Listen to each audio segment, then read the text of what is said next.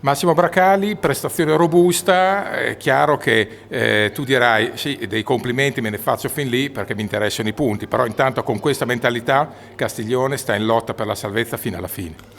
Ma certo, questo è quello che è l'obiettivo dichiarato da inizio anno, quindi sapevamo di venire qua, le prime 2 giornate Lodi e Bassano che praticamente l'abbiamo presa un po' come test per la categoria. Ho tutti ragazzi giovani che più o meno sono tutti alla prima esperienza nella massima serie, me compreso, quindi sono felice della partita, abbiamo retto bene il campo, ci hanno messo un po' in difficoltà nella pressione, ma è anche normale questa cosa qua. E se pensiamo che abbiamo preso 2 reti in 4 contro 3, quando eravamo in inferiorità numerica, uno sul rigore, l'ultimo alla fine, quando insomma siamo andati un po' avanti per cercare il gol, credo che abbiano avuto un po' di difficoltà anche loro a fare gol. È vero che hanno preso 3-4 pali, 5, quanti ne hanno presi, ma insomma occasioni proprio limpidissime non l'abbiamo concesse, siamo stati bene nella fase difensiva.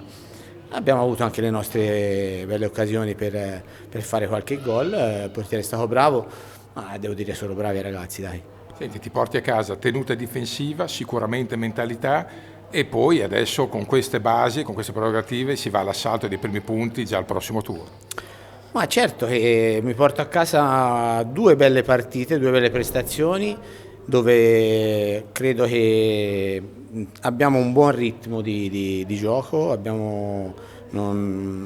ci siamo calati bene nella categoria. È chiaro che poi quando arrivano le squadre alla nostra portata diventerà un po' più difficile perché dovremo fare un po' anche la partita e non basta, insomma,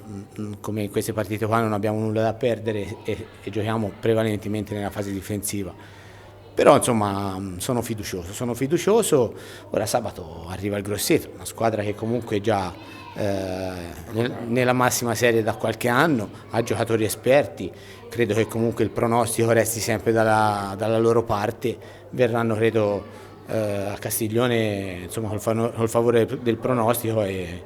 credo ci metteranno subito in difficoltà, penso verranno a prenderci alti come ha fatto il Lodi, insomma noi siamo una neopromossa.